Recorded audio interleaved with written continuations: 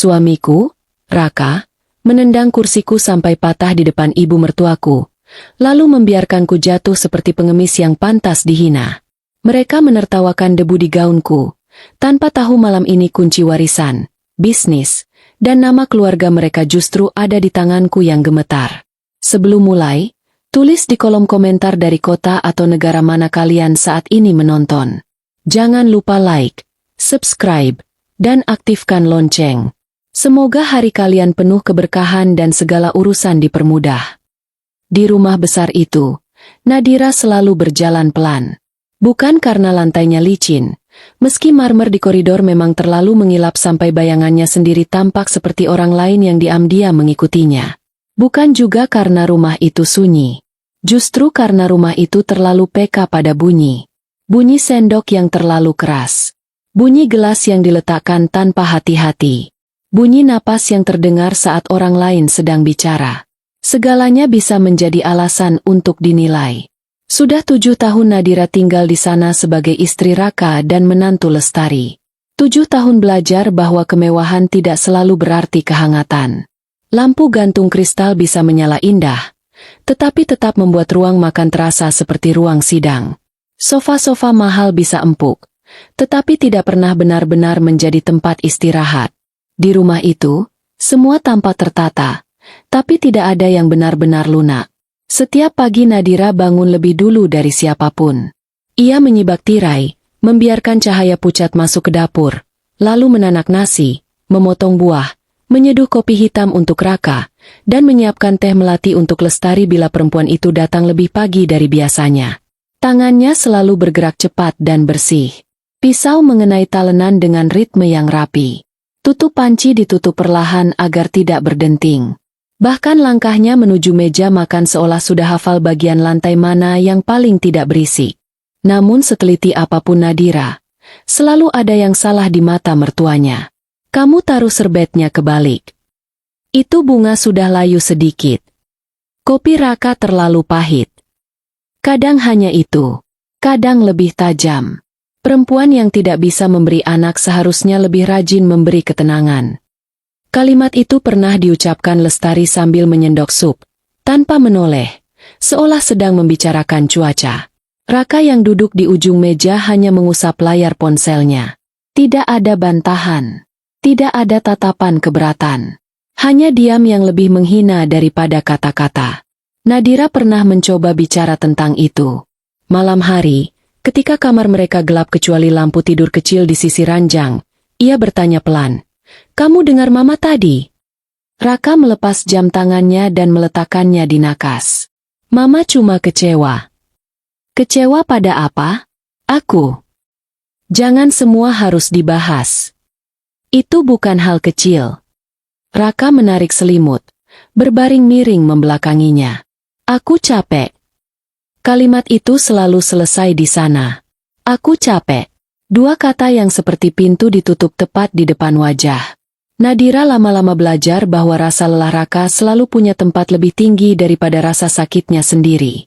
Tekanan di rumah tidak datang sekaligus seperti tamparan.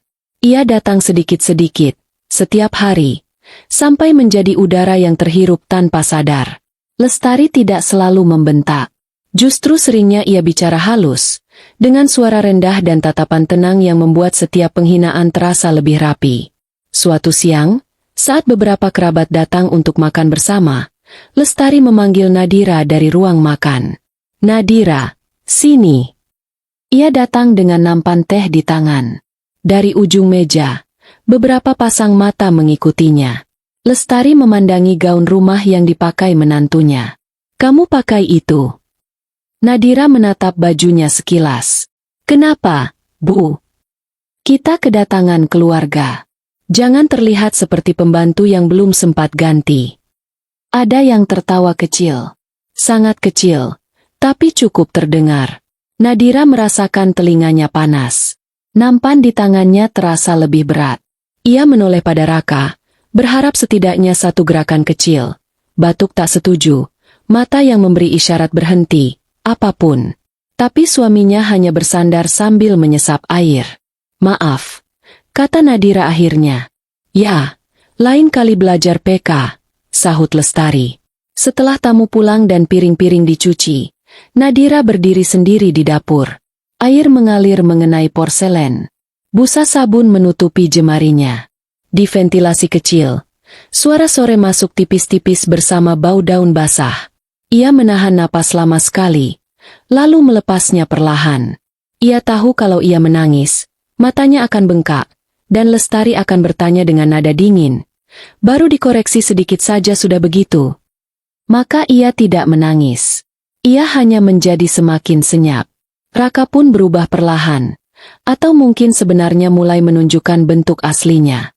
Di depan orang lain ia masih tampak seperti laki-laki mapan yang sibuk dan tegas. Jasnya rapi. Sepatunya selalu mengilap. Ia tahu kapan harus tersenyum pada rekan bisnis dan kapan harus memeluk ibunya di depan keluarga besar. Tetapi di rumah, nadanya pada Nadira kian sering pendek, tajam, dan penuh kesal yang tidak pernah ia jelaskan.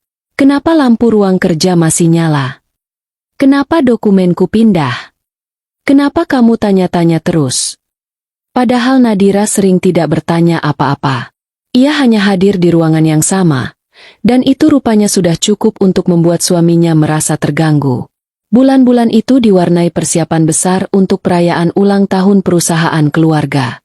Gedung utama akan direnovasi sebagian, gala makan malam disiapkan, dan nama Raka mulai sering disebut-sebut sebagai calon penerus utama setelah Lestari. Setiap sore, rumah dipenuhi map, proposal, lembar anggaran, dan panggilan telepon yang terdengar seperti bisik-bisik perang. Namun anehnya, Nadira yang selama bertahun-tahun diam-diam membantu menata arsip lama dan menyusun dokumentasi keluarga justru diminta menjauh. Kamu tidak usah ikut campur, kata Lestari suatu pagi ketika melihat Nadira menyentuh salah satu map di ruang keluarga. Ini urusan orang-orang yang paham. Nadira menarik tangannya. Saya cuma mau merapikan. Yang begini tidak cukup dirapikan. Harus dimengerti. Kata-kata itu jatuh pelan, lalu menetap seperti debu yang sulit dibersihkan. Sore itu Nadira melihat sendiri bagaimana Lestari memberikan kursi utama di ujung meja rapat kecil pada Raka, sementara ia diminta duduk paling samping, dekat pintu, dekat meja saji, tempat orang biasanya bangkit lebih dulu untuk mengambil air atau memungut kertas jatuh. Posisi kecil semacam itu mungkin tampak sepele, tapi di rumah itu, tempat duduk adalah bahasa kekuasaan. Kamu di sana saja, kata Lestari tanpa menoleh. Jangan di tengah. Biar tidak mengganggu. Kalimat itu menusuk tepat di dada. Nadira menggenggam tepi map. Jemarinya dingin. Aku ini istrimu, katanya pelan pada Raka.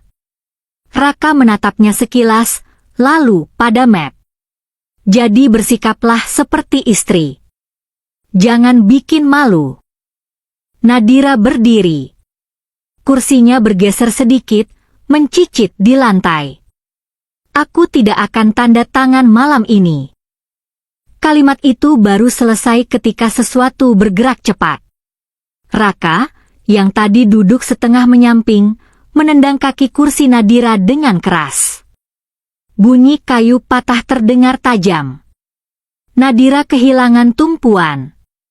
Tubuhnya jatuh ke samping, lutut menghantam lantai marmer, siku membentur kaki meja, dan gelas air tumpah menimpa gaunnya.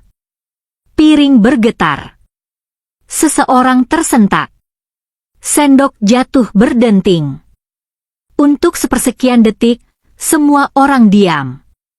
Lalu rasa sakit datang sekaligus, panas di lutut, milu di siku, dingin air yang merembes ke kain, dan yang paling parah, sensasi dibanting di depan banyak pasang mata. Nadira menengadah. Dari bawah meja makan, dunia terlihat aneh.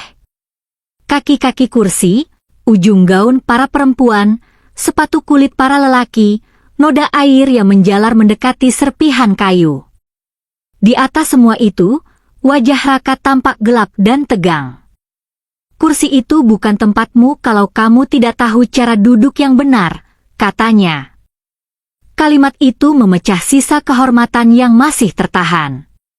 Lestari tidak bangkit menolong. Ia hanya menatap ke bawah dengan bibir sedikit menipis. Sudah kubilang, jangan bikin keributan. Seseorang di ujung meja berdeham. Ada yang pura-pura membetulkan serbet. Ada yang menatap kosong ke piring agar tidak perlu terlibat. Penghinaan selalu punya penonton, dan penonton selalu menemukan cara agar tetap terlihat sopan. Nadira mencoba bangun. Telapak tangannya menekan lantai yang dingin. Lututnya bergetar. Saat ia setengah berdiri, gaunnya tersangkut pada serpihan kaki kursi yang patah hingga kainnya tertarik sedikit. Suara sobekan kecil terdengar. Raka berdiri, tapi bukan untuk membantu. Ia hanya memandang dengan rahang mengeras. Lihat, kamu selalu membuat semuanya berantakan. Nadira menatapnya, napasnya pendek. Raka, katanya, suaranya hampir tak terdengar. Lestari memotong. Sudah cukup.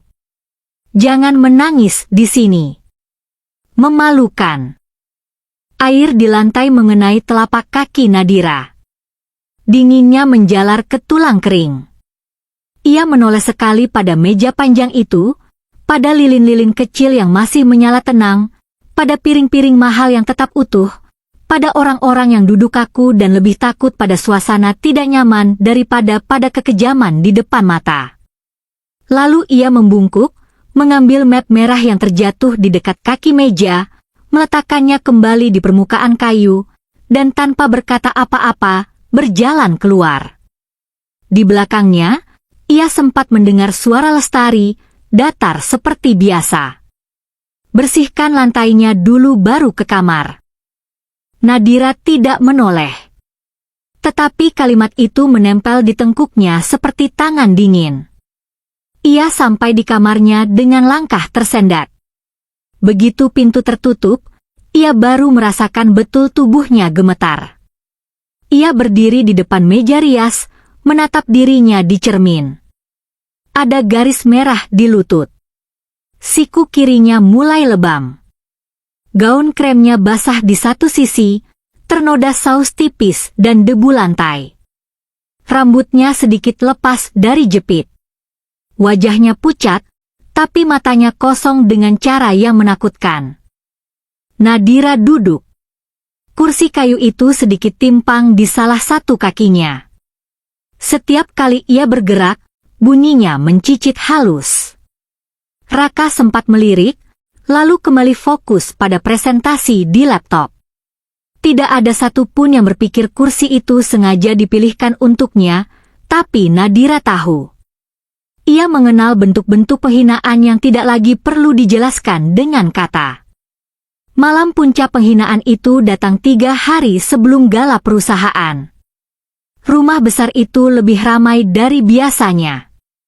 Beberapa kerabat inti, 2 orang lama dari jajaran manajemen, dan orang-orang kepercayaan Lestari datang untuk makan malam sekaligus membicarakan pembagian peran. Di meja makan panjang, lilin-lilin kecil menyala di tengah rangkaian bunga putih. Piring porselen memantulkan cahaya kuning. Aroma daging panggang, saus lada hitam, dan parfum mahal bercampur di udara yang dingin karena pendingin ruangan disetel terlalu rendah. Nadira mengenakan gaun krem sederhana. Ia sudah berdiri cukup lama di depan cermin sebelum turun, merapikan kerah, menekan rambut di belakang telinga, lalu meyakinkan diri agar malam itu berlalu tanpa masalah. Ia hanya ingin duduk, diam, dan menunggu semuanya selesai. Namun sejak ia masuk ruang makan, tatapan-tatapan kecil sudah menempel padanya. Lestari duduk di kepala meja, anggun seperti ratu tua yang tak pernah kehilangan kebiasaan memerintah. Raka duduk di kanan ibunya. Kursi Nadira lagi-lagi diletakkan di sisi paling samping. Saat semua duduk, suara peralatan makan mulai terdengar, sendok menyentuh piring, serbet dibentangkan, gelas tersentuh ujung jari. Pembicaraan mula-mula ringan, lalu masuk ke rencana gala, sponsor, susunan pidato. Nadira hanya mendengarkan, sesekali menuangkan air ketika ada gelas kosong. Setiap kali tangannya bergerak, ia merasa beberapa orang memperhatikannya bukan sebagai anggota keluarga, melainkan sebagai pelengkap meja. Lalu Lestari mengangkat satu map merah. Ada satu hal yang perlu dibereskan malam ini, katanya. Suasana langsung menurun setengah nada. Nadira melihat Raka menyandarkan punggung dan menyilangkan jemari, seolah ia sudah tahu apa yang akan dibicarakan. Lestari menggeser map itu ke arah Nadira. Tanda tangani. Nadira menatap map itu. Apa ini? Surat pengalihan kewenangan domestik dan sosial atas nama keluarga. Lestari berbicara seperti membacakan sesuatu yang wajar. Intinya, untuk acara-acara resmi dan urusan representasi, nama Raka akan berdiri sendiri. Supaya tidak ribet. Tidak ribet. Nadira membuka halaman pertama. Jari-jarinya berhenti pada beberapa kalimat kecil. Ada frasa yang tidak sesederhana kedengarannya. Bukan hanya soal acara resmi. Ada kuasa akses, persetujuan penggunaan nama, dan beberapa bagian yang samar tapi berbahaya. Ia mengangkat kepala. Kenapa harus malam ini? Karena kamu selalu lambat mengerti kalau dibicarakan biasa-biasa. Raka menyentuh ujung gelasnya. Tanda tangani saja, Nadira. Tapi ini bukan cuma soal acara. Jangan sok paham, kata Lestari, suaranya tetap rendah. Kamu itu duduk di meja ini pun karena nama suamimu. Beberapa kerabat bertukar pandang. Tidak ada yang menyela. Nadira menarik napas. Saya mau baca dulu. Lestari menatapnya seperti menatap noda kecil di kain putih. Baca? Kamu paham istilahnya? Raka mulai kehilangan sabar. Dari tadi Mama bicara baik-baik. Baik-baik. Nadira menoleh padanya. Aku diminta tanda tangan sesuatu yang aku belum mengerti di depan semua orang. Suasana meja langsung menegang. Bunyi pendingin ruangan terdengar seperti desir tipis di sela kalimat. Lestari menyandarkan tubuh. Lihat. Selalu begitu. Diberi tempat, malah merasa setara. Ia tidak langsung menangis. Ia melepaskan anting perlahan. Meletakkannya satu persatu. Membuka jepit rambut. Mengusap air di gaunnya yang tak mungkin hilang malam itu.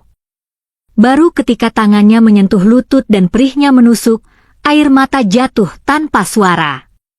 Bukan air mata yang meledak. Lebih buruk. Air mata yang turun pelan saat seseorang sadar dirinya baru saja dihancurkan di depan orang-orang yang tidak menganggapnya manusia utuh. Di luar kamar, kehidupan rumah itu masih berjalan. Terdengar suara kursi digeser. Tawa yang dipaksakan. Pintu ditutup. Langkah kaki naik turun tangga. Dunia mereka lanjut seolah yang patah hanya kaki kursi, bukan harga diri seorang perempuan. Sekitar 1 jam kemudian, Raka masuk kamar. Ia tidak mengetuk. Ia membuka pintu, masuk, lalu menutupnya kembali dengan satu gerakan malas. Wajahnya dingin, bukan bersalah. Nadira duduk di tepi ranjang dengan kompres kecil di lutut. Kamu puas? Tanya Raka. Nadira menatapnya tidak mengerti. Puas. Kamu berhasil bikin semua orang lihat kamu histeris. Nadira tertawa pendek, kering, hampir seperti batuk. Aku yang histeris. Raka melepaskan arlojinya. Kalau dari awal kamu nurut, tidak akan sejauh itu. Kamu menendang kursiku. Kamu memancing. Kalimat itu membuat ruang kamar terasa sempit. Nadira menurunkan kompres. Jadi sekarang aku juga yang membuatmu melakukan itu? Raka menatapnya tanpa gentar. Kamu selalu punya cara membuat keadaan jadi buruk. Ia berjalan ke lemari, mengganti baju, seperti percakapan itu tidak lebih penting dari memilih kemeja tidur. Itulah yang paling menyakitkan. Bukan amarahnya, tapi caranya bersikap biasa setelah menghina. Saat ia hendak masuk kamar mandi, ia berkata tanpa menoleh, besok pagi tanda tangani map itu. Jangan paksa mama mengulang. Pintu kamar mandi tertutup. Air shower menyala. Nadira duduk kaku, menatap pantulan lampu pada lantai. Lalu perlahan, sesuatu di dalam dirinya yang selama ini terus menunduk mulai berhenti. Malam semakin larut. Rumah tenang. Raka sudah tidur lebih dulu, napasnya berat dan teratur seolah tidak ada yang terjadi. Nadira berdiri pelan, menahan sakit di lutut, lalu keluar kamar. Koridor remang. Lampu dinding memantulkan warna madu pada marmer. Udara malam di rumah itu dingin dan berbau polis kayu.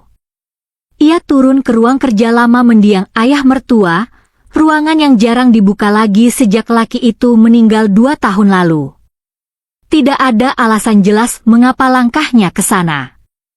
Mungkin karena ia butuh bernapas di tempat yang tidak disentuh suara Raka atau tatapan Lestari. Mungkin karena ia baru sadar, sepanjang waktu di rumah ini, hanya lelaki tua itu yang pernah menatapnya tanpa meremehkan. Pintu ruang kerja sedikit berat saat didorong. Bau buku lama, kulit, dan kertas menyambut. Meja besar masih rapi. Jam antik di sudut berdetak pelan. Nadira menyalakan lampu meja. Cahayanya bundar, hangat, dan justru membuat sunyi terasa lebih dalam. Di laci kedua meja itu, ia teringat pernah melihat sebuah amplop coklat bertuliskan namanya, diselipkan di bawah beberapa dokumen. Saat itu, berbulan lalu, ia tidak berani menyentuhnya. Malam ini, ia membukanya. Di dalamnya ada surat singkat tulisan tangan mendiang ayah mertua dan kartu nama seorang notaris. Kalimat pada surat itu pendek, tapi cukup membuat jantung Nadira berdetak lebih cepat. Jika suatu hari mereka memaksamu tunduk dengan menghina martabatmu, jangan cari perlindungan pada siapapun di rumah ini.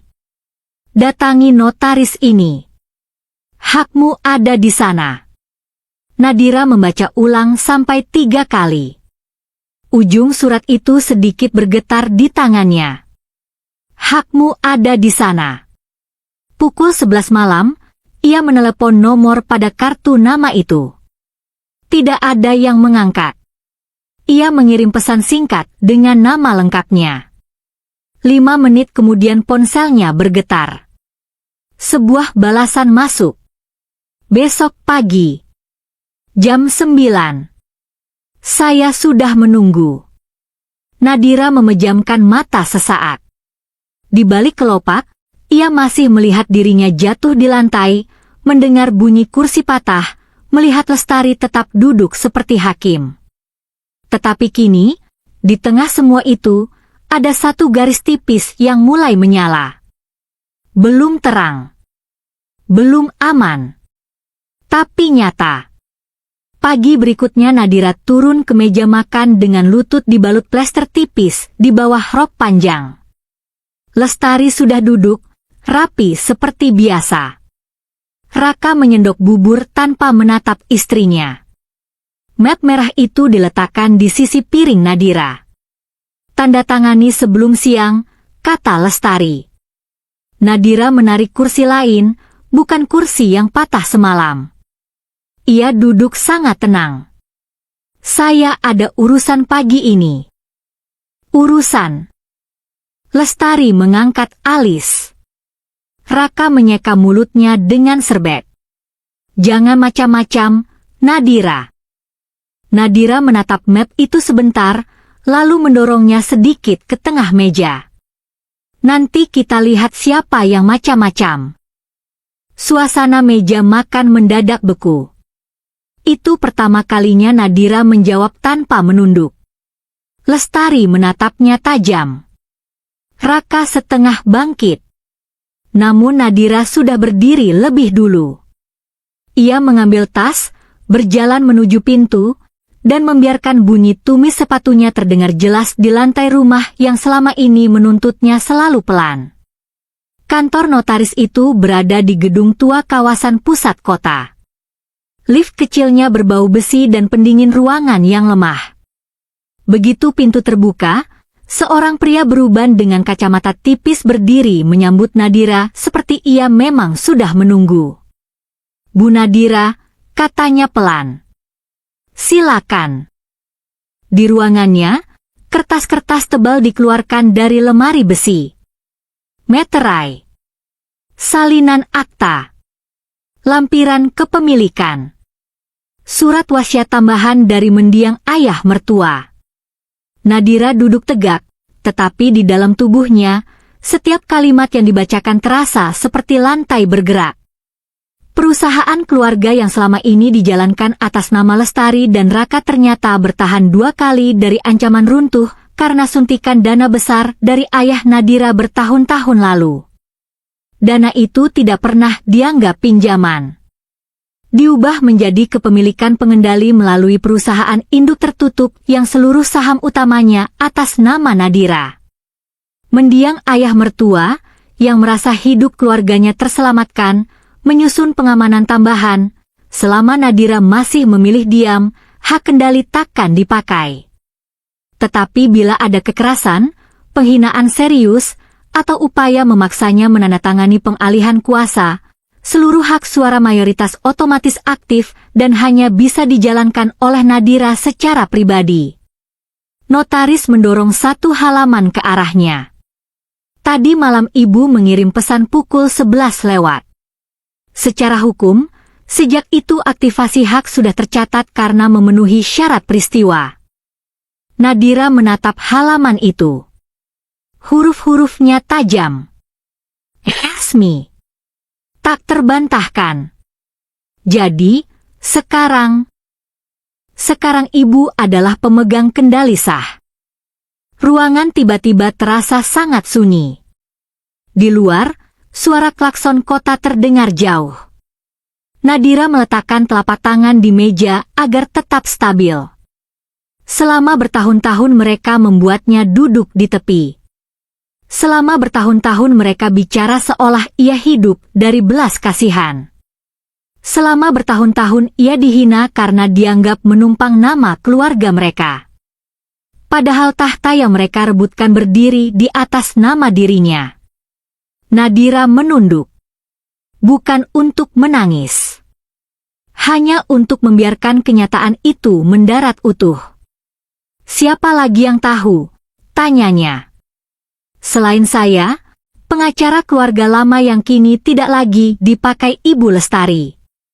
Dan seseorang yang dulu diminta almarhum untuk mendampingi bila hari ini datang." Notaris menyerahkan kartu nama lain. "Dimas. Pengacara korporasi. Orang kepercayaan almarhum." Sore itu Nadira bertemu Dimas. Laki-laki itu tak banyak bicara, tapi sorot matanya tegas dan bersih. Setelah membaca seluruh berkas, ia menutup map dan berkata, "Kalau ibu mau, ini bisa selesai cepat. Tapi kalau ibu mau mereka merasakan akibat perbuatannya satu persatu, kita jalankan sesuai urutan." Nadira menatap jendela restoran kopi tempat mereka bertemu. Di kaca, bayangannya tampak lebih tenang daripada semestinya. "Mereka mendorongku jatuh di depan semua orang," katanya.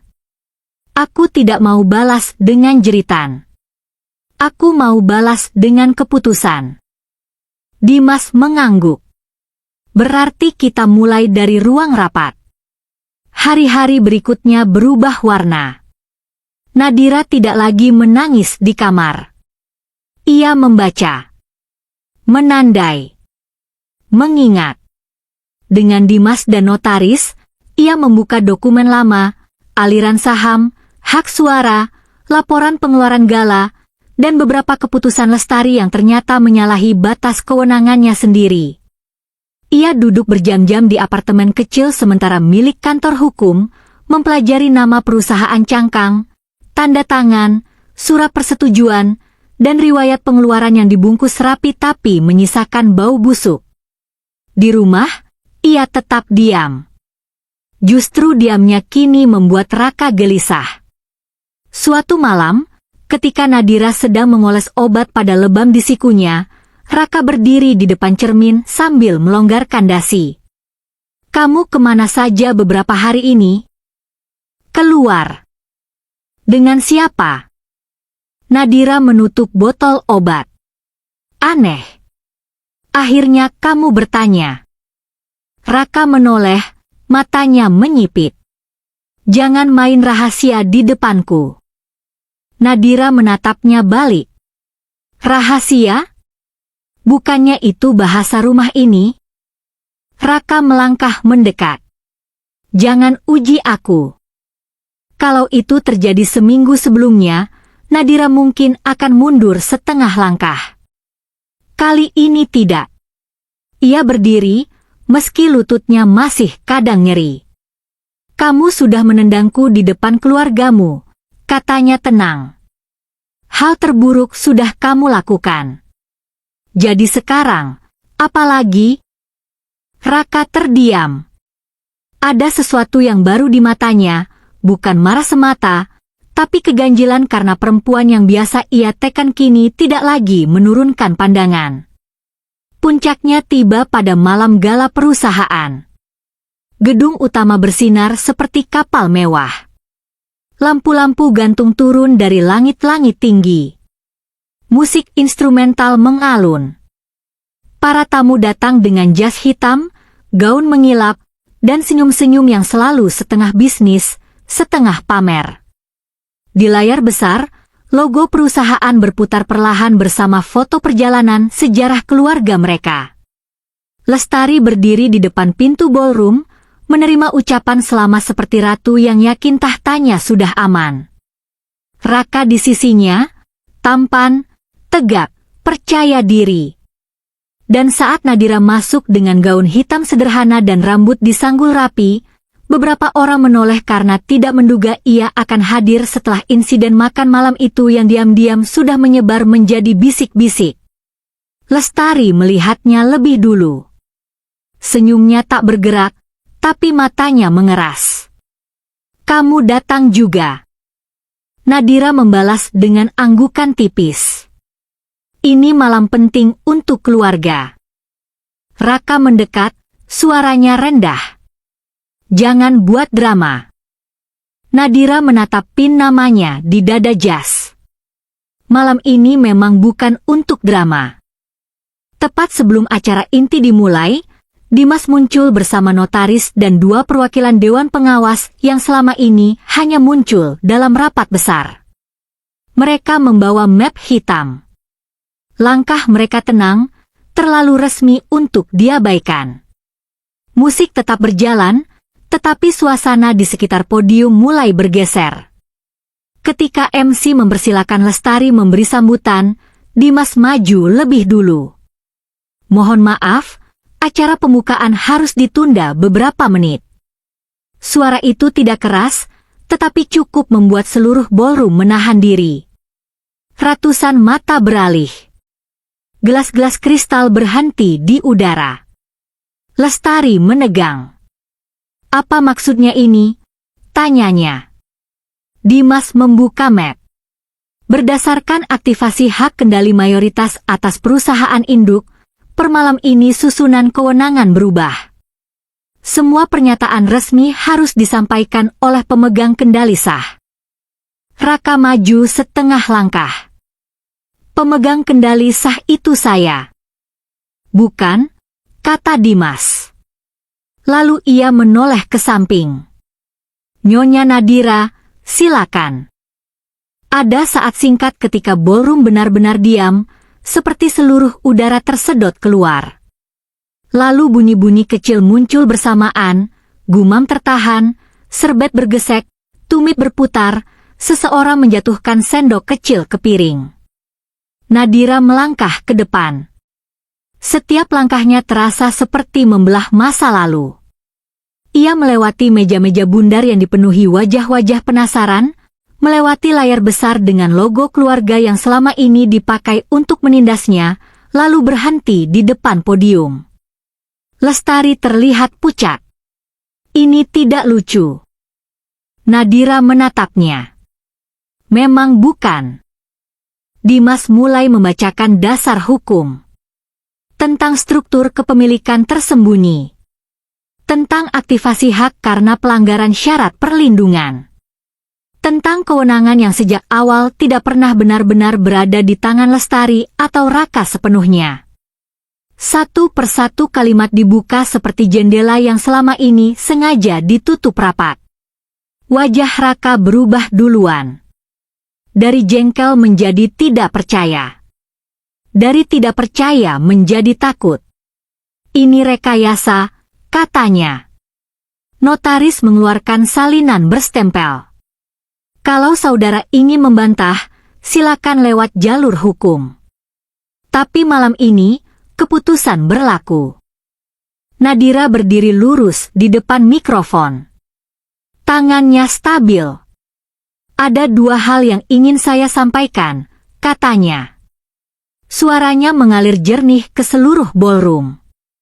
Pertama, semua keputusan strategis perusahaan mulai malam ini berada di bawah otorisasi saya. Kedua, saya menangguhkan sementara seluruh akses dan jabatan yang selama ini digunakan untuk melampaui kewenangan. Suasana meledak dalam bisik-bisik. Lestari melangkah mendekat, kali ini tak lagi menjaga citra. Kamu berani mempermalukan kami di depan semua orang? Nadira menoleh perlahan. Saya hanya memindahkan terang ke tempat yang selama ini kalian jaga gelap. Raka mencoba merebut map dari tangan Dimas, tetapi dua orang pengawas menahannya. Gerakannya kasar, napasnya berat. Untuk sesaat, semua tamu melihat dengan jelas wajah aslinya, bukan pewaris elegan, melainkan laki-laki yang panik karena kursi kekuasaan di bawahnya sedang digeser. Lestari berbisik sengit, kamu tidak tahu caranya menjalankan semua ini. Nadira mengingat bunyi kursi yang patah, lantai dingin di lututnya, dan kalimat, kursi itu bukan tempatmu. Ia menatap ibu mertuanya tanpa berkedip. Kalau begitu lihat baik-baik. Pada malam yang sama, akses kartu Raka dinonaktifkan. Surat penangguhan diserahkan. Tim audit internal yang sudah disiapkan Dimas mulai bergerak. Beberapa pengeluaran gala dibekukan. Data cadangan perusahaan diamankan.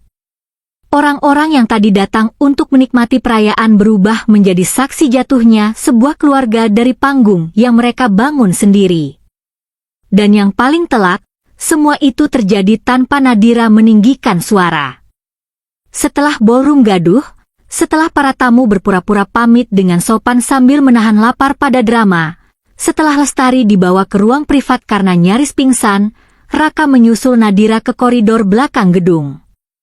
Lorong itu sepi, hanya disinari lampu putih dari dinding.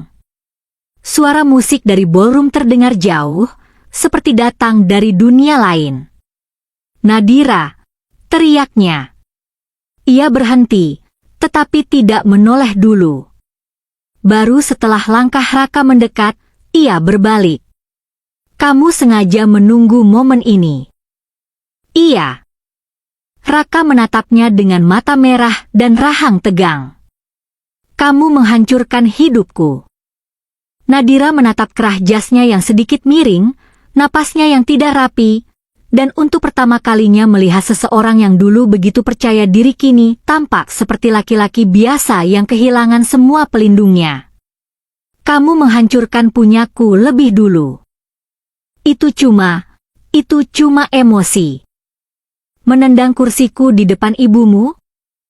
Nadira mengangkat dagu sedikit. Membiarkanku jatuh? Menyuruhku tanda tangan? membuatku hidup seperti tamu di rumah sendiri? Itu bukan emosi, Raka. Itu kebiasaan. Raka membuka mulut, lalu menutupnya lagi. Tidak ada kalimat yang cukup. Beberapa hari sesudahnya, kehancuran mereka tidak terjadi seperti ledakan. Ia terjadi seperti bangunan yang perlahan kehilangan tiang. Raka dicopot dari posisi inti, lalu dipanggil untuk menjelaskan sejumlah persetujuan yang selama ini ia tanda tangani sembarangan atas dorongan Lestari. Lestari kehilangan akses ke rekening operasional keluarga dan mulai dijauhi orang-orang yang sebelumnya begitu rajin menyanjung. Telepon-teleponnya jarang diangkat. Undangannya tidak lagi disambut. Orang-orang yang dulu duduk paling dekat di sisinya kini menjaga jarak seolah takut ikut tenggelam. Rumah besar itu, yang dulu selalu terasa angkuh, mendadak seperti cangkang kosong. Tirai masih bagus. Lampu masih mahal. Pelayan masih datang dan pergi. Tapi kekuasaan yang dulu memenuhi setiap sudutnya mendadak pecah seperti kaca tipis. Konfrontasi terakhir terjadi seminggu kemudian di ruang makan yang sama. Meja panjang itu sudah dibersihkan. Tidak ada tamu. Tidak ada lilin. Hanya Nadira, Raka, dan Lestari. Di sisi dinding, kursi yang patah malam itu belum dibuang. Disandarkan begitu saja, seperti barang rusak yang menunggu diputuskan nasibnya. Nadira masuk dengan map coklat di tangan. Ia meletakkannya di meja. Apalagi sekarang? Tanya Lestari. Suaranya serak, tidak lagi setegas dulu. Dokumen pemindahan tempat tinggal saya. Saya akan keluar dari rumah ini. Raka duduk kaku. Wajahnya tampak lebih tua beberapa tahun. Kamu tidak harus pergi, katanya. Nadira menatapnya. Aku sudah pergi sejak malam kamu menendang kursiku. Badanku saja yang masih tinggal. Kalimat itu membuat ruangan senyap cukup lama. Lestari memandang kursi patah di dinding, lalu kembali ke Nadira. Untuk pertama kalinya, ada sesuatu yang mirip takut di wajahnya, meski ia berusaha menutupinya dengan dingin. Kamu membuat keluargamu sendiri berantakan. Nadira menggeleng pelan. Bukan. Saya hanya berhenti menopang kebusukan yang kalian sebut keluarga. Raka berdiri. Kursinya bergeser pelan. Aku salah. Nadira tidak menjawab. Aku marah malam itu. Aku tidak pikir. Justru itu masalahnya, potong Nadira lembut. Kamu tidak pernah berpikir aku manusia yang bisa hancur. Raka menunduk. Jari-jarinya saling mencengkeram. Kalau aku minta maaf. Nadira memandang wajah laki-laki yang dulu ia cintai sepenuh hati. Wajah yang dulu ia bela dalam banyak diam. Kini yang tersisa hanya penyesalan terlambat. Maaf tidak mengembalikan martabat yang kamu patahkan di depan orang lain, katanya. Lestari menarik napas berat. Setelah semua yang kami beri, kamu balas begini. Nadira menoleh padanya. Setelah semua yang kalian ambil dari saya, kalian masih menyebutnya memberi? Perempuan itu tak bisa menjawab. Bibirnya bergerak sedikit, lalu kaku. Nadira mengambil mapnya lagi. Sebelum berbalik, matanya singgah pada kursi patah di dinding. Kakinya yang retak, dudukannya yang miring, serpihan kecil kayu yang belum dibersihkan sempurna. Ia mendekat, menyentuh ujung sandarannya yang kasar.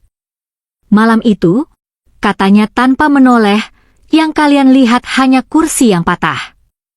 Lalu ia menoleh pada mereka. Padahal yang benar-benar patah adalah hak kalian untuk terus berdiri di atas penghinaan. Tidak ada yang menahannya saat ia keluar. Di apartemen barunya, semuanya jauh lebih kecil. Namun untuk pertama kalinya, ruang terasa cukup. Tidak ada tatapan yang memeriksa cara ia meletakkan cangkir. Tidak ada suara yang mengoreksi panjang napasnya. Balkon kecil menghadap deretan lampu kota. Dapur mungilnya hanya cukup untuk satu orang bergerak leluasa. Dan anehnya, justru di tempat sesederhana itu, Nadira bisa merasakan sesuatu yang sudah lama hilang, udara yang tidak menuntut apa-apa. Ia mulai menata hidupnya pelan-pelan. Rapat-rapat perusahaan kini dijalankan dari ruang yang dulu menakutkannya, tetapi sekarang tidak lagi. Ia tidak berubah menjadi orang yang suka berteriak atau merendahkan balik. Justru sebaliknya. Ia membersihkan sistem, memindahkan kewenangan, menghentikan orang-orang yang hanya setia pada nama besar, dan membangun ulang cara kerja yang selama ini hanya menguntungkan segelintir orang. Beberapa orang kaget melihat betapa tenangnya Nadira saat mengambil keputusan yang tegas. Mereka lupa, orang yang sudah terlalu lama dipaksa diam biasanya belajar mendengar lebih tajam daripada siapapun. Malam-malam di apartemen kadang masih panjang. Kadang ia duduk dengan secangkir teh, menyentuh bekas lebam yang sudah menguning di siku, atau menatap lutut yang mulai sembuh sambil teringat suara kayu patah malam itu. Tetapi kenangan itu tidak lagi membuatnya mengecil. Ia hanya menjadi bukti. Bukti bahwa seseorang bisa dihina sedalam itu, jatuh serendah itu, lalu tetap berdiri dengan cara yang tak bisa disentuh lagi. Beberapa bulan kemudian, pada satu malam yang tenang, angin bergerak lembut di balkon apartemennya. Lampu kota di bawah tampak seperti titik-titik kecil yang sabar menyala.